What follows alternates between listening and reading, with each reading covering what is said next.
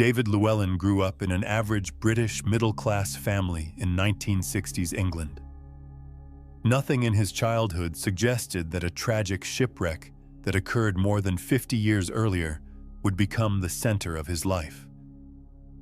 For the young man from Yorkshire, the Titanic was just a historical event he learned about in school, until the nightmares began when he was 21 years old. Initially, they were just vague images, David later recounted. Cold water, screaming, and a terrible fear that something horrible was going to happen. I didn't understand where these dreams were coming from, because I had never been particularly interested in ships. The nightmares gradually became more intense. David increasingly woke up drenched in sweat, with vivid images in his head that wouldn't fade away. He saw himself on the deck of a large ship, felt the cold metal in his hands, and heard the whistling sound of water. Most shocking of all, these dreams always ended with the same terrifying feeling. He knew he was going to die. These dreams were so realistic that sometimes I couldn't get them out of my head for days, David recalled. I began to fear falling asleep because I knew I would be back on that ship again. After struggling with his dreams for months, David decided to seek help. On a friend's recommendation, he visited Dr. Peter Moss, a regression hypnotherapist in London. Dr. Moss had been working with regression hypnosis for more than 20 years and had seen many interesting cases, but even he took notice of David's case. David was very receptive to hypnosis, Dr. Moss wrote in his journal. During the very first session, he was able to go so deep that he almost completely lost contact with the present. When I led him back to the world of his dreams, immediately a completely different personality took control. Under hypnosis, David's voice changed, and he began speaking with a London accent. He claimed to be Charles Whitman and said he worked on the Titanic's deck in 1912. He described the ship's interior spaces in detail, the daily life of the crew, and mentioned technical details that an average person couldn't have known. According to Charles Whitman's story, he was a third-class passenger attendant on the Titanic's final voyage. He was 27 years old, and this would have been his first transatlantic journey. His family lived in Southampton, where he was also born. His father was a dockworker, and his mother worked as a seamstress for wealthy families. "I was so proud to be able to work on the Titanic," David said in Charles's voice. "This ship was a marvel. Everyone said this was the future, and I could be part of this history." Dr. Moss listened to David's account with fascination. The man described the ship's structure, the arrangement of cabins, and the crew hierarchy in such detail that the hypnotherapist decided to investigate these details.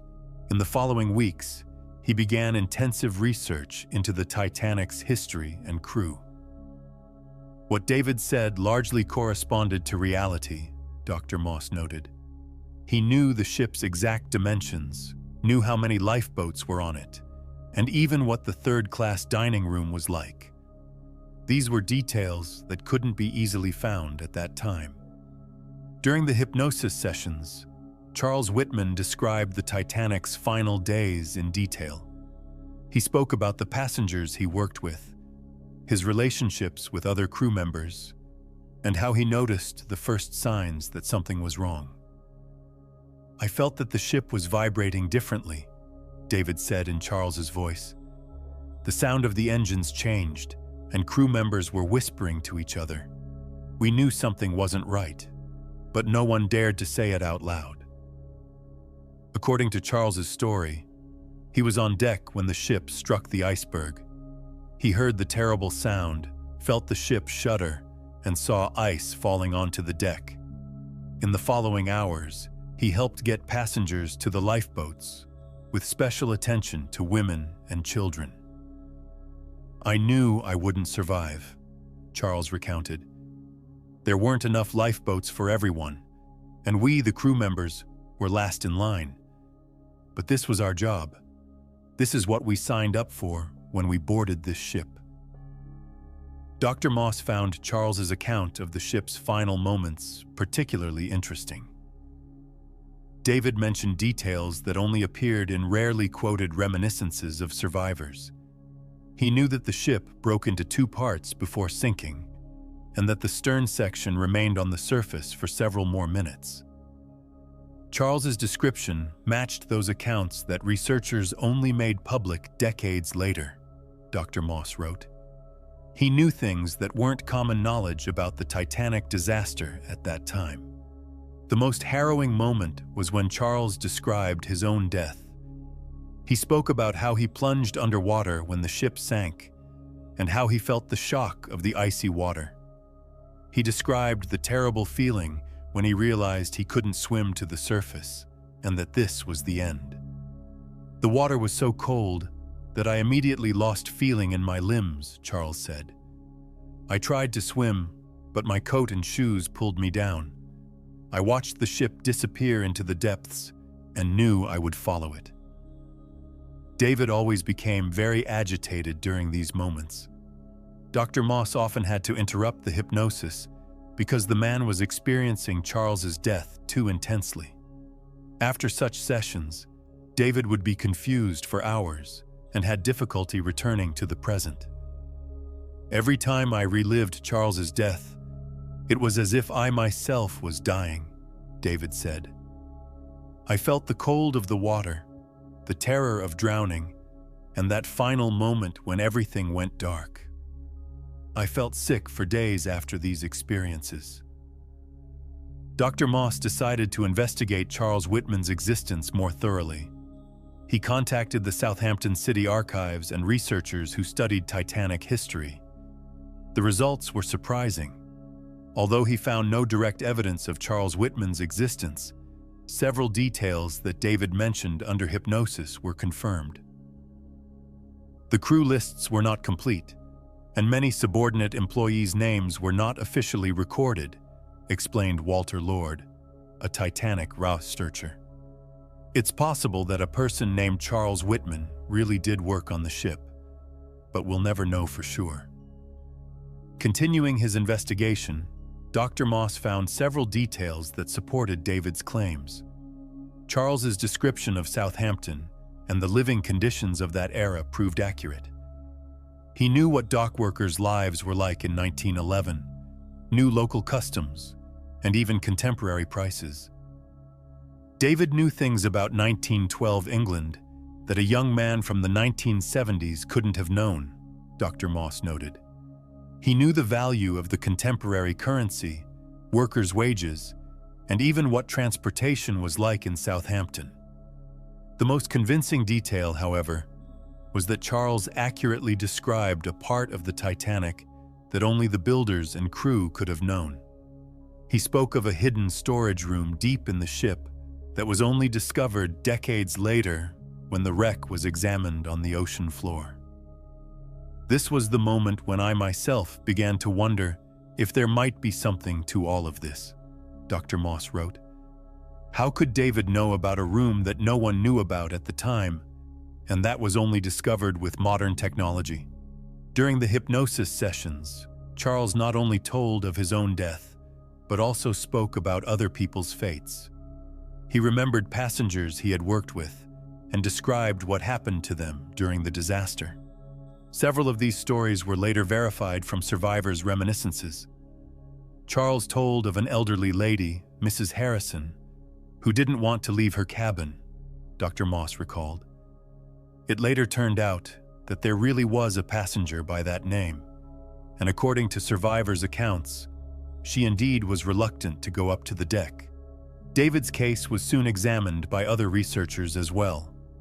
Dr. Ian Stevenson, who was already world famous for his reincarnation research, also showed interest in the case. According to Stevenson, David's case differed from typical reincarnation cases because the man perceived the influence of his previous life, even in his conscious state.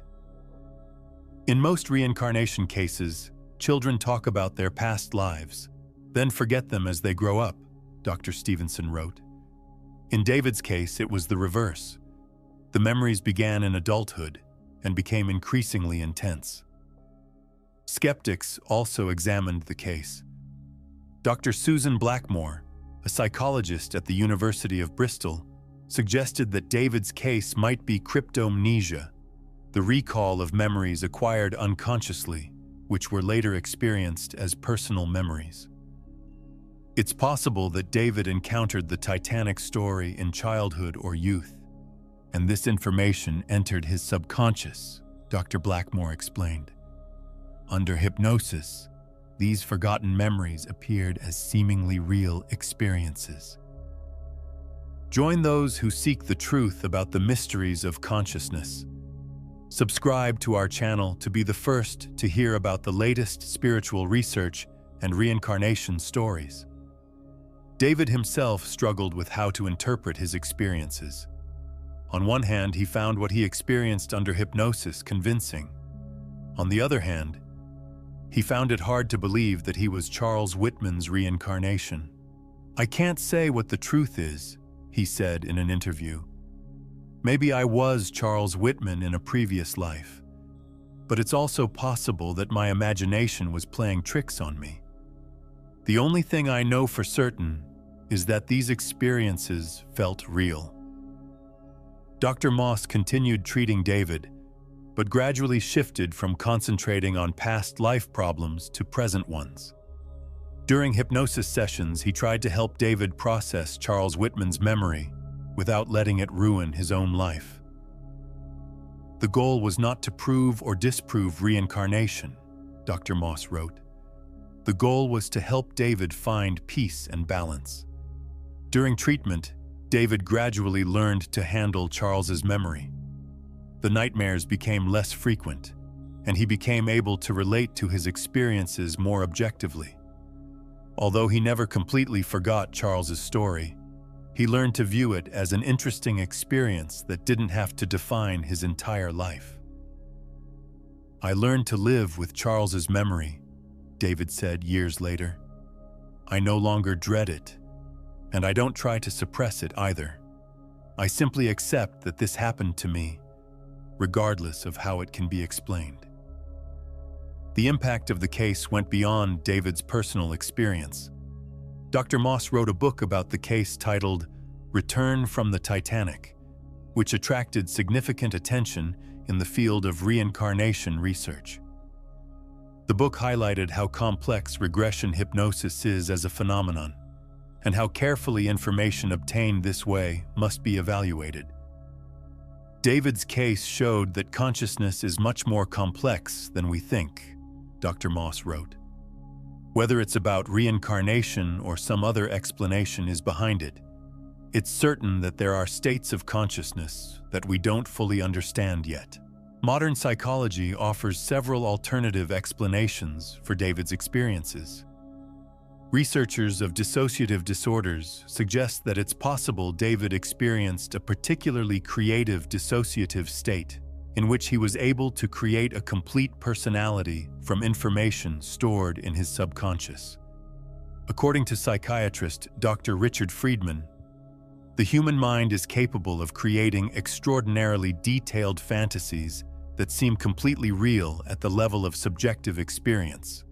This doesn't mean David was lying or pretending. For him, these experiences were completely real. Neurological research also provides new insights into such phenomena. With the development of brain imaging techniques, we can now see what happens in the brain during hypnosis. These studies show that in the hypnotic state, the brain processes information differently, and connections can form that don't exist in normal states. During hypnosis, more intense communication develops between different areas of the brain, explained Dr. Amir Raz, a neurologist at McGill University. This could explain why people are able to remember details under hypnosis that they couldn't recall in a conscious state. David's case also highlights how important cultural context is in evaluating reincarnation experiences. The Titanic story is deeply embedded in Western cultural consciousness, and countless films, books, and documentaries have been made about it. It's possible that David unconsciously absorbed this information, then experienced it as his own memory under hypnosis. It's no coincidence that most Western reincarnation cases are connected to famous historical events, noted Dr. James Matlock, a reincarnation researcher. We rarely hear of someone being a nameless medieval peasant in a previous life. However, there are researchers who believe David's case might still contain genuine reincarnation elements. Dr. Jim Tucker, a psychiatry professor at the University of Virginia, argues that the accuracy of details and the intensity of personal experience suggest this might be more than simple fantasy. David's case doesn't provide clear evidence for reincarnation, but it can't be completely ruled out either, Dr. Tucker wrote.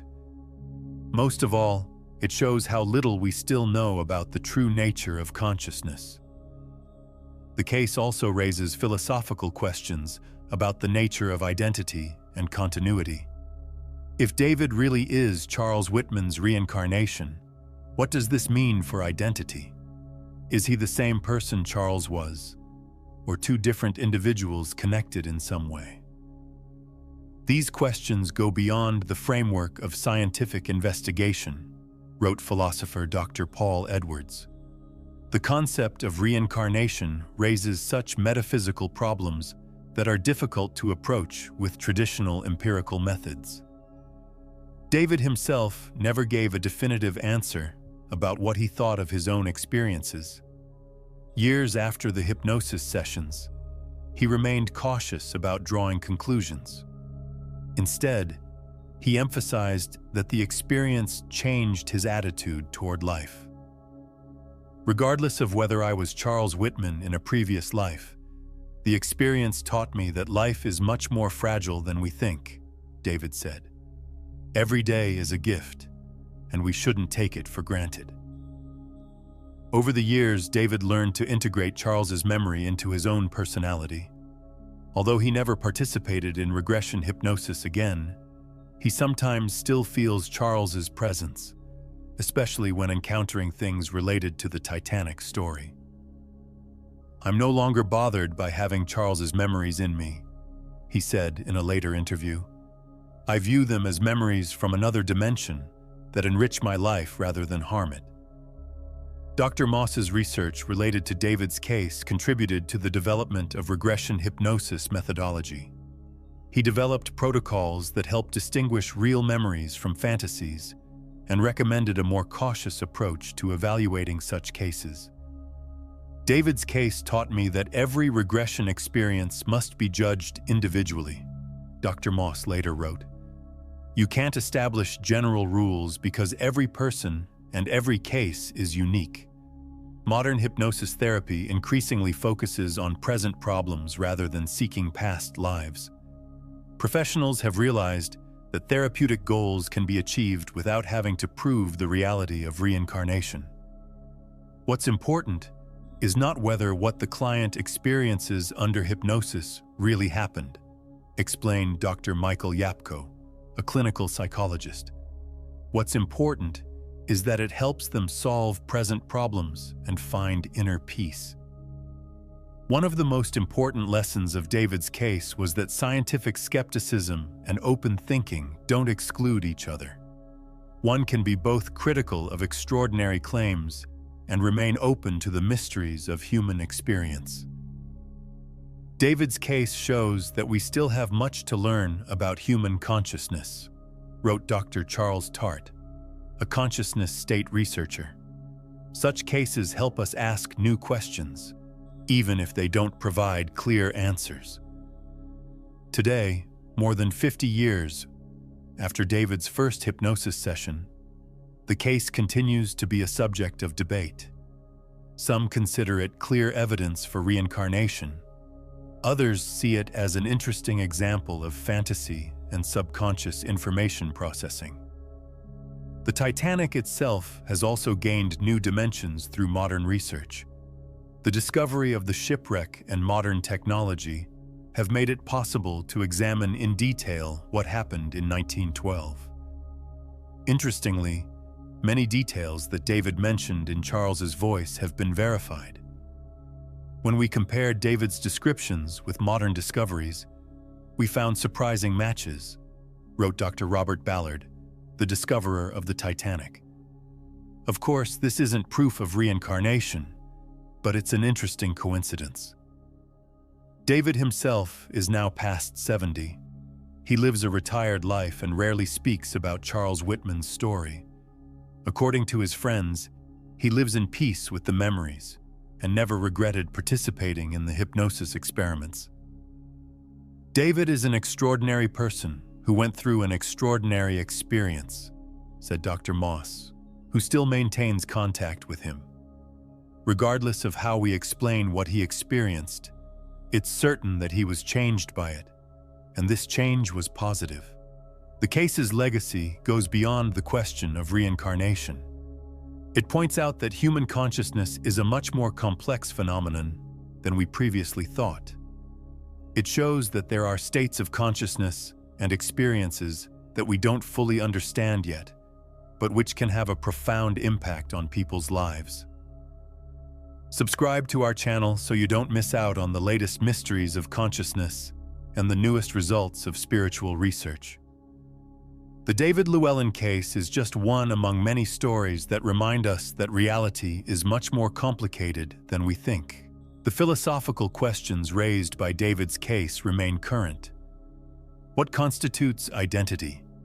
How does consciousness relate to the physical body? Is there some kind of continuity after death? These are questions that have occupied humanity for millennia, and David's story provides another contribution to the debate. Dr. Ian Stevenson, who examined more than 2,000 reincarnation cases during his career, considered David's case one of the most interesting. Although he didn't draw final conclusions from it, he saw that this case also contributes to the big picture we form about the nature of consciousness.